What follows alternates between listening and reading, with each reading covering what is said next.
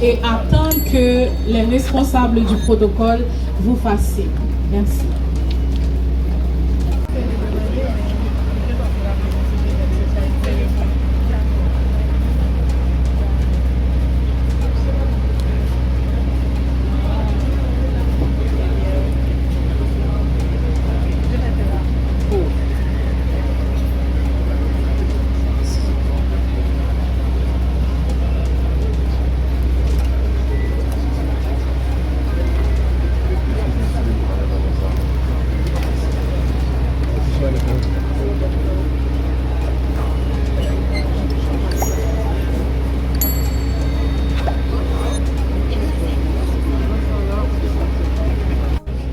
Monsieur le directeur de l'UNCC, Monsieur le représentant du Haut Commissariat des Nations Unies aux droits de l'homme,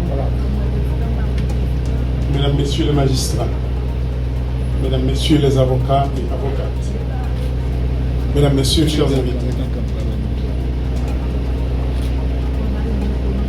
les 5 années déjà écoulées de cette décennie ont marqué une nouvelle page de notre histoire de peuple, à travers une crise sociopolitique et sécuritaire affectant toutes les institutions judiciaires. La justice qui est appelée à redresser l'ordre public et garantir l'équilibre social n'a pas été épargnée. En tant que président du Conseil présidentiel de transition, j'ai l'avantage de m'adresser à vous ce matin, les professionnels du droit et de la justice, en saluant votre résilience, pour vous dire que la sauvegarde et le renforcement des institutions judiciaires fait partie des priorités à l'agenda du Conseil présidentiel de transition. À cet effet, nous apportons notre soutien à tous les projets que le ministère de la Justice est en train de mettre en œuvre. Nous saluons l'initiative de la création des pôles judiciaires spécialisés afin de mieux garantir la protection judiciaire des individus contre la criminalité transnationale. Parce qu'en fait, c'est de quoi il s'agit aujourd'hui. Et les violences sexuelles qui fragilisent les fondements de notre société. Ces mécanismes de protection des droits des individus répondent effectivement, efficacement à un engagement international de l'État auquel nous ne pouvons nous acquitter à travers des mesures législatives et administratives. Les transitions ont toujours défini un rôle particulier à la justice. C'est ainsi que les expériences à l'échelle internationale ont créé plusieurs courants de justice transitionnelle. En Haïti, cette transition qui doit nous conduire à la réforme constitutionnelle et à l'organisation des élections ne pourra pas réussir sans la contribution de la justice, afin d'assurer la protection des droits et libertés de chaque Haïtien et chaque Haïtienne. Ainsi, bien sûr, que les garanties contre l'impunité. C'est une condition essentielle à remplir par les autorités judiciaires pour la réussite du renouvellement du personnel politique à travers les urnes. Compte tenu que ce processus ne peut avancer sans les efforts dans la sécurité, nous avions exigé un budget de guerre afin d'octroyer le soutien nécessaire aux forces de l'ordre. Ainsi, la lutte contre l'insécurité et le banditisme s'affiche en premier plan de notre ligne d'action. Nous profitons de cette occasion pour saluer le courage de nos policiers, nos soldats des forces armées d'Haïti, les membres de la mission de soutien à la sécurité qui sont sur le front au quotidien. Monsieur le ministre de la Défense, Monsieur le général des forces armées d'Haïti, nous sommes en situation de guerre. En fait, nous sommes ici, là, dans ce bâtiment, parce que nous sommes en guerre. Vous avez le devoir et l'obligation d'utiliser tous les fils et toutes les filles de ce pays désireux de se battre pour cette terre de liberté. Sachez comment vous écrivez cette page d'histoire, parce que nous sommes en train de la faire là maintenant, cette page d'histoire. Et c'est pour ça qu'on a parlé avec le peuple haïtien, au niveau du Conseil présidentiel de transition, ensemble avec le gouvernement républicain. On mettait en place une commission pour accélérer toute question de passation de marché. On prend un peu de temps à cause de procédures qui faites selon les lois et la constitution haïtienne. Mettez la commission ça en place, c'est justement parce que nous sommes dans une situation spéciale. Et nous pensons que tout le monde qui a un rapport à la question de sécurité dans le pays comprenne des machins et entre dans les machins. Mesdames, Messieurs, la relocalisation du tribunal de premier instant de Port-au-Prince a fait d'assurer la continuité de la justice en tant que service public. Nous rappelle que la balance de la chez la justice des citoyens et citoyennes qui a gouverné l'adoption par le Conseil présidentiel de transition d'un décret portant création de 5 nouvelles juridictions de première instance l'année dernière, comme l'a souligné le ministre de la Justice. Parallèlement, nous nous réjouissons de collaborer de manière franche et constructive entre le Conseil supérieur du pouvoir judiciaire et le ministère de la Justice dans l'adoption des mesures tant opérationnelles que législatives, dont les bénéficiaires directs sont les justiciables en général, les détenus qui attendent d'être jugés en particulier. Je ne saurais terminer mon propos sans souligner le rôle des avocats et avocates, ainsi que celui des barreaux de la distribution de la justice. Nous sommes, je le répète, en période difficile de notre vie nationale.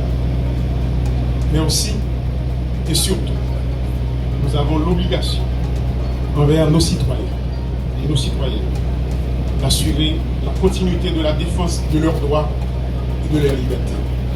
C'est pourquoi nous sommes ici aujourd'hui, chers amis. Mesdames, Messieurs les magistrats, avocats et avocates, et tous les auxiliaires de la justice, il ne me reste à vous souhaiter bon travail à tous et à toutes. Merci beaucoup.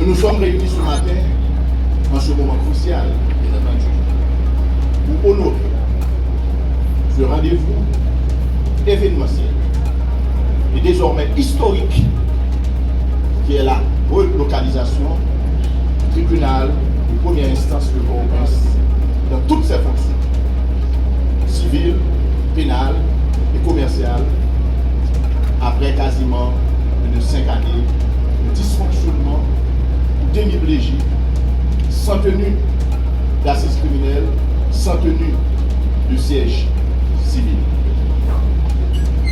Cette relocalisation va permettre aux hommes et aux femmes de la Bazoche de se relancer professionnellement, de se remettre au travail en participant activement à la relance de l'économie du pays, sachant que les cabinets d'avocats sont des petites et des moyennes entreprises dotées de personnel d'environ 10 personnes en moyenne. Cette relocalisation va permettre à la profession d'avocat de retrouver sa lettre de noblesse.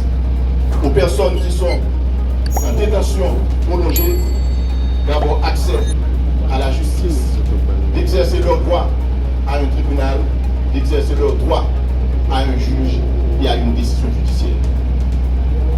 Nous savons que pertinemment, la place du tribunal de première instance, au palais de justice, est au champ de Mars, le cœur historique de Port-au-Prince.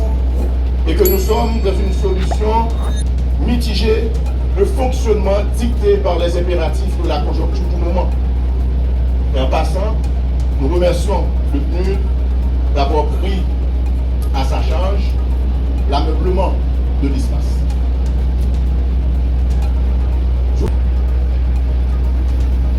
Pendant que nous travaillons sur le renforcement du système judiciaire, nous sommes aussi préoccupés par les nouvelles formes d'insécurité foncière.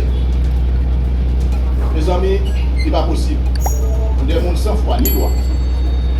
Comme plaisir à prendre les terres, à caille, moun qui quitte le pays dans ces circonstances, ou bien moun qui a vivre dans la diaspora. Nous connaissons qui ça coûte, qui sacrifice pour moun bâtir un caille. Des fois, ça prend 20 ans, 25 ans de travail. Ça veut dire plus passer moitié dans le temps actif pour moun pour travailler dans la vie. Et dans la diaspora, c'est toujours difficile parce que c'est 18 heures de temps pour nous passer sous pied pour le travail. Il a fait taxi 2h, 3h du matin. Et tout ça que moi rencontré, c'est même pas là. Il a fait ça parce qu'il a battu un caille en Haïti. Il a fait ça parce qu'il a un projet. Parce que côté c'est quoi qui est là. Que n'est pas là. Pour qu'il y ait un projet pour retourner dans le pays. Pour nous passer dans un seul jour. Pour voir les rêves, pour voir les projets, pour voir tout le travail.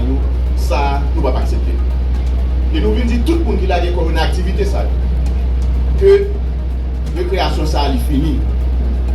Nous demandons tout le commissaire du gouvernement, et nous te disons ça déjà, nous mettons une cellule en place. Cellule, ça, qui est active. Nous allons ouvrir une ligne pour nous recevoir plein de monde. Et nous avons lancé un message par notaire, apprenti, agent de l'ordre et tout le monde qui est associé à monde pour faire faux papier, pour ne pas faire ça. Récréation finie pour une mauvaise direction. Nous connaissons le problème de prison, son question détention préventive prolongée, un problème récurrent et qui constitue une des problématiques centrales de la justice haïtienne. Nous remercions encore le Haut Commissariat des Nations Unies aux droits de l'homme, Dr Arnaud Royer, pour son soutien, à organiser des assises des séances correctionnelles dans plusieurs régions, dans plusieurs juridictions. Et nous allons multiplier assises à eux, et pas au principe ici, nous allons assises criminelles, audience correctionnelle, continue pour nous dégager ces micros. Cependant, nous inquiets. Nous inquiets par rapport au commissaire du gouvernement, substitut commissaire du gouvernement, qui émettre ordre de garde à vue, qui va écrire quel côté dans la loi. Nous inquiets par rapport à monde qui a arrêté, qui a passé 3 semaines, 4 semaines, sans vous parler juge. Nous avons demandé tout le commissaire du gouvernement dans la province travaille avec SDPJ de près. Commissaire du gouvernement de Port-au-Prince travaille avec DCPJ. Il n'est pas possible, il n'est pas acceptable dans aucun état de droit, dans aucune démocratie, pour mon arrêter, pour la passer 3-4 semaines sans que il n'y ait un juge. Il s'agit de la liberté individuelle, un bien naturel, d'importance majeure. C'est de ça que nous parlons aujourd'hui. Donc l'autre problème que nous constatons dans la prison, c'est question VIH-Sida. Avec mesure qui prend, nous avons des problèmes pour nous joindre médicaments ARV pour traiter. Et dans la prison, nous avons 2000 prisonniers qui souffrent de VIH-Sida et parmi lesquels il y a 500 qui sont en suspension de traitement. Le Premier ministre a été touché de problème. Le Premier ministre a mené plaidoyer auprès du département d'État des États-Unis pour nous nommer levé. Mais en attendant, nous préparons pour nous prendre une solution judiciaire technique pour nous éviter une situation humanitaire grave avec propagation, infection dans la prison. Je ne vais pas définir matin sans pas saluer les policiers.